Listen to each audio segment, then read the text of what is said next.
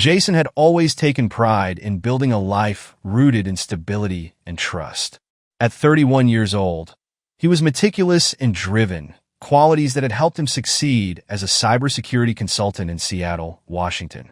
His wife, Emily, 29, was equally ambitious, thriving in her role as a marketing strategist for a well-known tech company. Together, they had been married for 5 years, a partnership forged on shared dreams and an unwavering belief in their bright future. Their life was busy but rewarding. Weekdays were filled with career-focused hustle, while weekends were reserved for exploring Seattle's vibrant coffee culture and hiking in the nearby Cascade Mountains. They often talked about their plans to start a family, agreeing to wait until they were even more financially secure. But in recent months, something had shifted. Emily seemed distant. It started subtly, small things that Jason brushed off at first.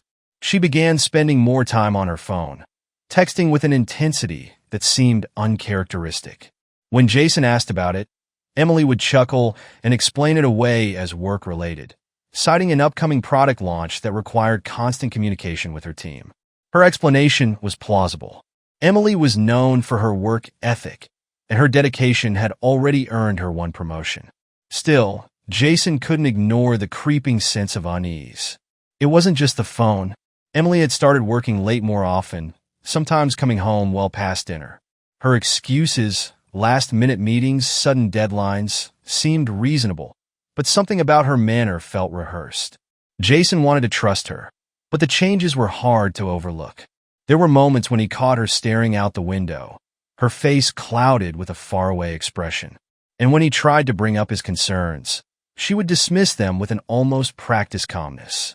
The tipping point came one Thursday evening. Emily arrived home at 9:30 p.m., her cheeks slightly flushed, her blonde hair looking unusually disheveled for someone so meticulous about her appearance.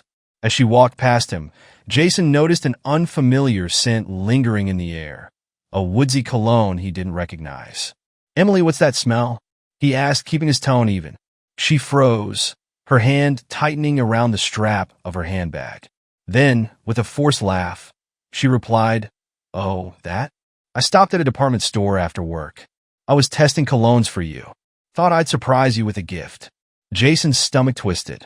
Her answer sounded plausible, but her delivery was a little too smooth, her tone slightly defensive. "Why didn't you mention it earlier?" he asked, trying to sound casual. Emily's expression hardened. "Are you seriously questioning me right now, Jason? I've been working overtime to support us, and you're giving me grief because I wanted to do something nice for you?" The tension in the room was palpable. Jason dropped the subject, but the nagging feeling in his chest didn't fade. Later that night, as Emily showered, Jason sat on the edge of their bed, staring at the dark TV screen. He replayed the interaction in his mind, unable to shake the feeling that something was wrong. The scent of that cologne lingered in his thoughts like a shadow. The next morning, Jason sat at the kitchen table, his plate of scrambled eggs and toast untouched. Across from him, Emily scrolled through her phone, a steaming cup of coffee in her other hand. The morning sun streamed through the window, bathing the room in a golden glow, but the atmosphere between them was far from warm. The tension from the night before lingered like an unspoken truth. Jason cleared his throat. "Emily," he began softly, setting his fork down, "can we talk for a minute?" Emily looked up from her phone, her bright blue eyes momentarily startled. "Sure, what's up?" Jason hesitated. He wasn't sure how to phrase what he wanted to ask. "Is everything okay? With us, I mean, in our relationship?"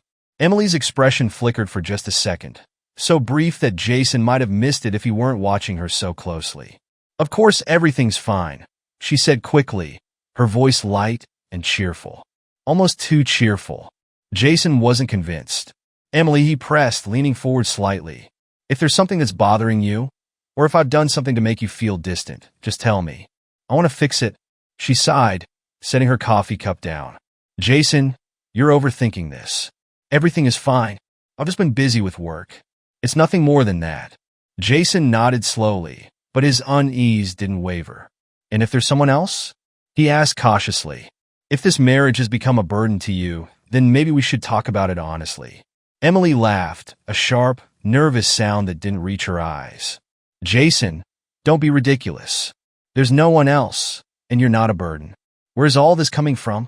Jason leaned back in his chair, running a hand through his dark brown hair. It's just that you've been so distant lately. It feels like Emily cut him off, her voice sharper than he'd expected. You know what's wrong, Jason. You're wrong. You're smothering me with all these questions and suspicions. I've been working late for us, and all you can do is nitpick and doubt me. Jason swallowed hard, caught off guard by her deflection.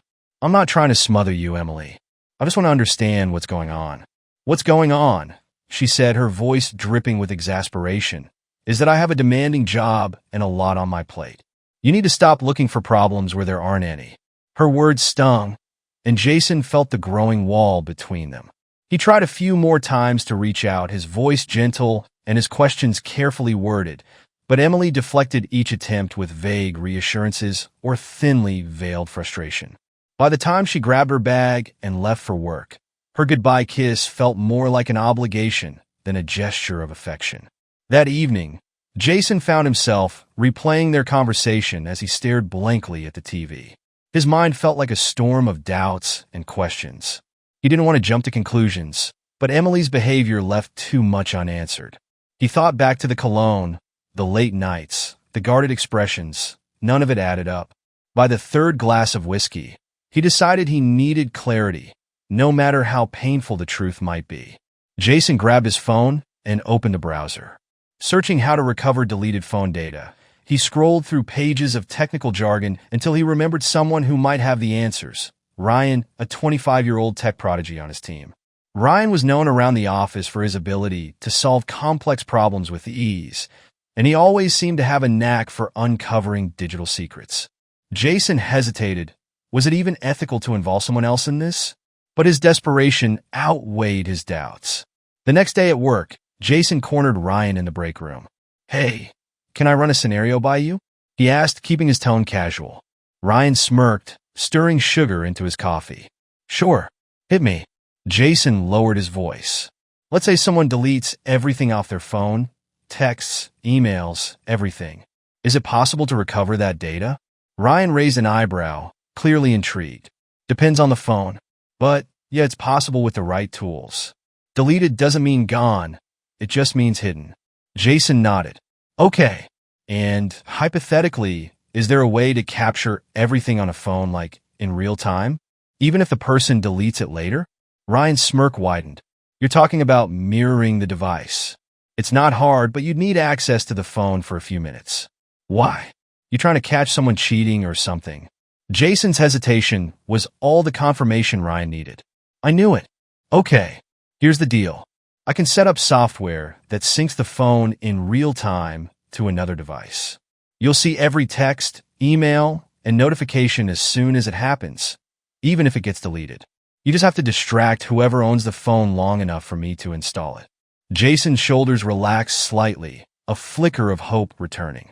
Ryan, if you help me with this, I'll owe you big time. Ryan chuckled. You already owe me for covering your last shift. But fine, I'm in. Just tell me when and where. That evening, Jason invited Ryan over under the pretense of helping with a work-related project. When Emily returned home, Jason greeted her with a warm smile. Hey, Eminencia. This is Ryan, a colleague from work. We're just brainstorming a little project outside of ours. Hope you don't mind, Jason said, gesturing casually toward Ryan, who gave a polite wave. Emily glanced at Ryan, then back at Jason. Of course not. I'll be in the kitchen. I could use a glass of wine after today. Jason and Ryan exchanged a quick look as Emily disappeared into the kitchen. How do we do this without her noticing? Jason whispered. Ryan grinned, holding up a small USB-like device. Simple. Get her phone, connect this for a few minutes, and boom, instant mirror. Jason gestured toward Emily's purse, which she had left on the hall table. It's in there, but she'll be back any second. Then distract her. I'll take care of the rest, Ryan said with a smirk. Jason hesitated, then nodded. Slipping into the hallway, he quietly retrieved Emily's phone from her purse and handed it to Ryan. Without missing a beat, Ryan slipped into the spare room, closing the door softly behind him. Meanwhile, Jason entered the kitchen, where Emily was pouring herself a generous glass of Cabernet. "Hey, Em," he said, leaning casually against the counter. I was thinking we should finally clean out that junk drawer." Emily raised an eyebrow, swirling her wine. "The one with the takeout menus and dead batteries? That's what's on your mind right now." Jason chuckled. "Absolutely. Organization is key, right? I figured you'd be proud of me for wanting to tackle it." She sighed, taking a sip of her wine. "You're full of surprises tonight, Jason." As she reached for her phone, Jason quickly stepped forward. "Wait, before you check that, how about you teach me that thing you do with wine? The fancy swirl to let it breathe?" Emily rolled her eyes. "It's not that fancy, Jason. Come on, show me. You make it look so effortless," he said, handing her the glass with an exaggerated grin. Reluctantly, Emily demonstrated the swirling motion, her earlier tension seeming to ease. "They're happy?" "Very," Jason said, grinning. "Now, what about the part where you sniff it and say something poetic, like hints of cherry and regret?" Emily laughed despite herself, shaking her head. "You're ridiculous." In the spare room, Ryan worked quickly, his fingers flying over the tablet as the mirroring software synced with Emily's phone. "Almost there," he muttered under his breath, watching the progress bar inch toward completion. Back in the kitchen, Jason was running out of distractions. "Hey, let's cook something together this weekend," he said suddenly. "Maybe try making that pasta dish we loved at Nico's?" "What was it called again?" Emily gave him a puzzled look. "Since when do you want to cook?" Jason shrugged. "I don't know. It could be fun. Plus, I missed that garlic bread they had." Before Emily could respond, Ryan emerged from the spare room, giving Jason a quick thumbs up before sitting on the couch with his tablet. The job was done. Jason exhaled, relieved, as Emily finished her wine and headed toward the living room to relax. The rest of the evening passed without incident, and by the time Ryan left, Jason felt a mixture of guilt and anticipation. He wasn't proud of what he'd done, but he needed answers. Over the next few days, the truth began to unfold. Jason now had a virtual window into Emily's life. Every message, every call, and every notification from her phone was mirrored directly to his tablet. At first, there wasn't much to see: work emails, texts from friends, the occasional online shopping receipt. But then late one evening, a name appeared: Luke. Jason's stomach dropped as he opened the thread. The texts were casual at first, discussions about work, a shared joke about a colleague. But as the days went on, the tone shifted. The messages became more frequent, their humor more personal. By the third day, Jason noticed something that made his chest tighten: a selfie Emily had sent to Luke during one of her late nights at the office. She was smiling, her hair slightly tousled, with a caption that read, "Missing our talks." Jason felt his hands tremble as he scrolled further. Luke responded with a winking emoji and a comment about how he'd been thinking of her, too. The texts that followed were filled with playful flirting and subtle references to their meetings. It wasn't explicit, but it was enough for Jason to know this wasn't just a professional relationship. One evening, as Emily sat on the couch watching TV, Jason paced the kitchen, unable to focus. His mind replayed the messages, the photos, the late nights. He couldn't confront her yet, not without understanding the full extent of what was happening. He needed proof that would leave no room for denial. Jason's chance came sooner than expected. Late Friday afternoon, Emily mentioned she would be working late again. She kissed Jason goodbye as she left, her tone casual, as if she didn't sense the storm brewing beneath his calm exterior. "I won't be back until late," she said, grabbing her bag. "Don't wait up." Jason nodded, his jaw tight. "Take care." The moment the door clicked shut, Jason grabbed his tablet and began reviewing the mirror data in real time. Sure enough, Luke's name popped up. "Luke, meet me at Garrison's around 7? Thought we could grab a drink and talk." Emily's reply came quickly: "See you there." Jason's heart pounded. Garrison's was a trendy bar downtown, one they'd visited together in the past. The thought of Emily meeting Luke in a place that held shared memories stung deeply, but it also gave him the perfect opportunity. He wasn't just going to confront her, he was going to catch her in the act. Jason arrived early, choosing a small table near the back where he could observe without being seen. The bar was lively, the of conversation blending with the clinking of glasses. He spotted Emily immediately when she walked in. She wore a fitted navy dress and a confident smile, one Jason hadn't seen in weeks. Luke arrived moments later, tall and clean-cut, with an air of easy charm. He greeted Emily with a warm hug. Jason's grip tightened on his glass of water. He forced himself to remain still, observing every detail. Their conversation seemed light at first, laughs, animated gestures, but the way they leaned in toward each other spoke volumes. Emily's hand briefly touched Luke's arm, and Jason felt his stomach churn. The final blow came when Luke reached across the table, tucking a strand of Emily's hair behind her ear. Jason knew he had seen enough. Jason rose from his seat, his legs steady despite the adrenaline coursing through him. Crossing the room with deliberate steps, he stopped directly at their table. "Having fun?" he asked, his voice calm but razor-sharp. Emily's head jerked up, her face paling as her eyes met Jason's. "Jason?" she stammered, her voice tinged with panic. "What are you doing here?" Luke shifted uncomfortably in his seat, glancing between them. "Who's this?" Jason ignored him, his eyes locked on Emily. "Should I introduce myself? Or would you like to explain?" "Jason, it's not what it looks like," Emily said quickly, her voice trembling. She reached out, but Jason stepped back. "Oh, really? Because from where I'm standing, it looks exactly like what it is." Luke raised his hands defensively. "Hey man, I didn't know. Didn't know she was married?" Jason interrupted, his voice rising. "Or didn't care." The surrounding tables began to quiet as heads turned. Emily flushed, her voice growing frantic. "Jason, stop. Let's talk about this somewhere else." "No," Jason snapped. "We're talking about this here. You've been lying to me for weeks, Emily. And for what? Him?" Emily's lip trembled, but she didn't respond. Jason turned to Luke, his gaze icy. "Do yourself a favor and leave. Now." Luke hesitated, then stood, muttering something about not wanting to cause trouble. Jason stepped aside, letting him pass without another word. When he was gone, Jason turned back to Emily, who looked both furious and humiliated. "Jason, you're overreacting. This wasn't what you think." "Overreacting?" Jason's voice dropped, quiet but seething. "I've seen your texts, Emily. I've seen everything. Do you really think you can talk your way out of this?" Her eyes widened, and for a moment, she looked genuinely frightened. "You went through my phone?" she whispered. That's insane." "No, Emily.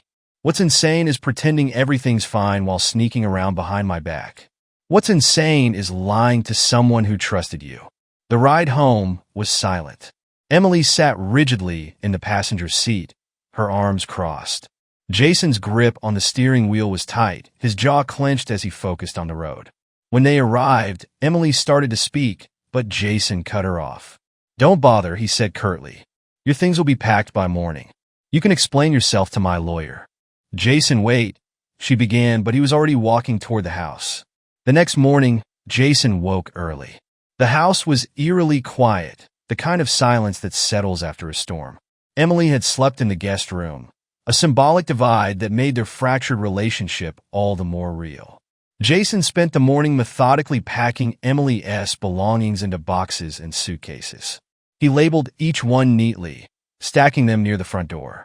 By the time Emily emerged, the sight of her things waiting for her was a stark, undeniable message. She froze in the doorway, her face pale. "Jason, what are you doing?" Jason straightened, his expression calm but resolute. "I told you. Your things will be packed, and I want you out. I've already contacted a lawyer." Emily's composure cracked. "Jason, please don't do this. We can fix this. We just need to talk." Jason's eyes narrowed. "Talk like the way you talked to Luke? Or maybe the way you talked about how miserable you were in this marriage?" "Save it, Emily. I've already heard enough." She stepped forward, her hands trembling. "I made a mistake. I wasn't thinking straight. It didn't mean anything." Jason's jaw clenched. "Didn't mean anything?" "Emily, you destroyed the trust in our marriage. You didn't just lie. You planned, you covered your tracks, and you chose him over us." Tears welled in her eyes, but Jason didn't waver. "Take your things, Emily. This marriage is over." The divorce process was swift but bitter. Emily tried to paint herself as a victim in court, accusing Jason of being controlling and obsessive. She claimed his mistrust had driven her away, framing herself as a wife who simply needed space. But Jason came prepared. With Ryan's help, Jason presented the court with the mirror data, text messages, call logs, and photos that painted an irrefutable picture of Emily's betrayal. The evidence included screenshots of Emily's flirty exchanges with Luke and her attempts to delete them, as well as the details of their meeting at Garrison's. To make matters worse for Emily, Luke's wife, Laura, had also uncovered the affair. Furious over her husband's infidelity, Laura provided her own testimony, describing how Emily's actions had caused chaos in her family. The court quickly ruled in Jason's favor. He retained ownership of their home, most of their shared assets, and even received a financial settlement due to Emily's misconduct. Emily, meanwhile, found herself facing the fallout of her actions in every aspect of her life. Emily's reputation at work took a severe hit. Luke had been a client of Emily's company, and their affair was seen as a breach of ethics. Her employer, unwilling to risk the company's reputation, terminated her contract for unprofessional conduct. Suddenly, Emily was not only without a marriage, but also without a job. For Jason, the end of the trial brought a bittersweet sense of closure. He packed away the memories of their marriage, focusing instead on rebuilding his life. The pain of betrayal lingered, but so did the strength he had found in standing up for himself. One evening, as he walked along the waterfront in downtown Seattle, Jason paused to take in the city's skyline. The future felt uncertain, but for the first time in months, he felt a flicker of hope. The past had hurt him, but it hadn't broken him, and now it was time to move forward. Emily's fall from grace didn't end with the divorce. The aftermath of her actions reverberated far beyond the courtroom. Struggling to find stable work in Seattle, she moved into a small apartment on the outskirts of the city. Her savings dwindled quickly as she scrambled to rebuild her career. The tech industry, once so welcoming, now seemed to turn its back on her. One evening, while sifting through job postings on her laptop, Emily received a notification on social media. It was a friend request from Laura, Luke's wife. Emily hesitated, her finger hovering over the decline button. But curiosity won. She accepted. Moments later, a message appeared. "Laura, I think we need to talk." Emily agreed to meet Laura at a quiet cafe in Capitol Hill, an eclectic Seattle neighborhood known for its bohemian charm. The tension was palpable as they sat across from each other, their cups of coffee untouched. "Why did you want to meet?" Emily asked, her voice cautious. Laura's expression was calm, but her eyes carried a steely resolve. "Because I want you to know the full extent of the damage you caused." Emily flinched, but remained silent. "Did you ever stop to think about what you were doing?" Laura continued. "Luke is no saint, I'll give you that. But he's the father of my children. What you two didn't just hurt your marriage, it tore apart a family." Emily opened her mouth to respond, but Laura raised a hand. "I'm not here to yell at you.